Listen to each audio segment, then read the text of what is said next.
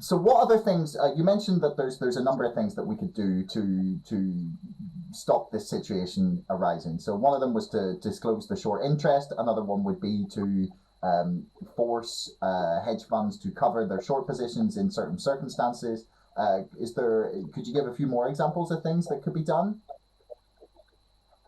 Well, I think the thing that needs to be done, and that we're starting to do here using social media, is to use the power of people who know, who understand this, okay, and who have figured it out, to make some noise uh, and persist with the regulatory bodies. And as I said during the last session I had, I'm quite impressed with Gary Gensler. He's a very smart guy. I think has a very very high integrity, and he is a person who has a history of wading into these mucky plumbing issues and straightening them out and replumbing them and cleaning them up. But on top of that, I guess this is probably where I would spend the last few minutes of my time.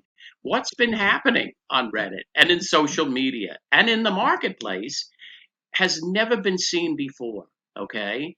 And it tells me I'm actually shocked. I mean, here I am having followed markets for over 60 years to see this young generation of people making so much change in such a short period of time.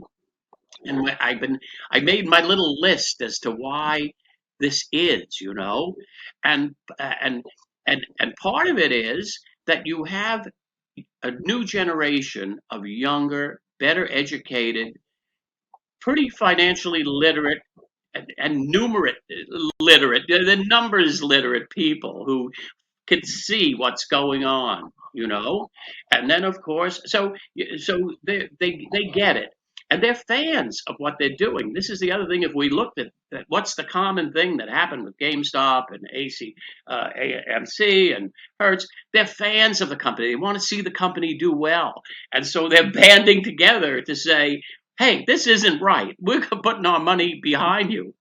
The other really fascinating thing to me is my grandkids tease me because I was sometimes referring them as gamesters, but they're gamers, okay? A lot of the people here are gamers. And lo and behold, because they were smart and they know how to play games, they beat the short sellers at their own game. They beat the pants off the short sellers. A relatively small band of savvy people, okay, I just yesterday, the 28th of May, was an article in the Wall Street Journal, and it said that so far this year, short sellers have lost $9 billion just in GameStop, AMC, and Hertz alone. $9 billion, my friend. That's You need to pay attention, okay? And the short sellers, by the way, are not very good gamers. Their game is usually bullying. It's moving into the market, spreading rumors, pushing your money around, borrowing and reborrowing. Their game is really not a terribly clever game, okay? So here, a band of maybe 200,000 at most, okay, gamers put their money together and use social media. A $9 billion loss is quite a spanking if you're a typical short seller, okay? And so, as I say, beaten by relative newcomers to the market who simply outgamed them. So I am quite impressed. And it's funny, Suzanne Trimbath was talking about a pitchfork army, okay? And it is like a pitchfork army, but a peaceable one. They're coming with pitchforks to muck out the stalls of Congress, and the SEC, and say, we got to clean up all of this manure here and clean house and get some decent plumbing in here. And so, yeah, it's like a pitchfork army of people. Someone else has been, a lot of people have been referring to these people as vigilante investors.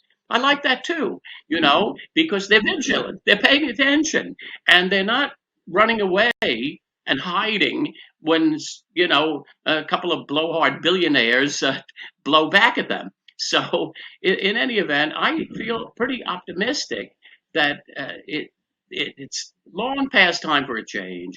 And I think this new generation of people, and the other thing is that they're interested in voting outcomes. For the past 50 years, individual investors have not been terribly concerned about typical proxy matters. And most of them were dull. Oh, to reappoint the auditors. Oh, reappoint the directors. Oh, no, you didn't have any information to make a decision. But now we're talking about social and environmental issues.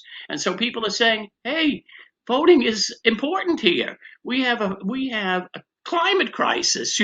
We have an existential crisis with climate, and people are trying to vote against climate change remediation.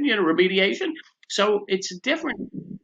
The importance of voting has gone up a great deal in just the past year or year and a half. So I think that's where I come out.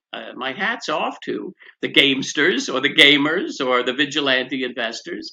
And I guess I've always been a bit like that myself. But I do want to say people do need to exercise caution. So far, the gamers have been pretty good at this. I mean, many of these stock prices have so far in excess of their extrinsic value, or their intrinsic value, I should say. It's going to fall. Okay. So if you're a gamer, you say, well, let me make sure that I find the right moment, that I hit the sell button before I start getting into the red here. So there is an element of gambling and of speculation. And so people who want to be, and it's not investing. So people who want to be investors need to think like investors. You have to say, yes, I got my game hat on today, and I got my earphones, I got my microphone, I'm ready to rumble, and I got my trading app. But you've got to say, I got to also have my investor hat on here, where I'm looking and I say, what could this business possibly be worth? Okay, whether it's movie theaters or games or car rentals or whatever. And you can usually come at a reasonable answer for that, and you can have your wildly optimistic scenario and your moderate one on your worst case scenario. That's what people need to do. So they need, while yes, they want to be nimble and quick, they also need to think like investors. But you still think of this because it is something of a game.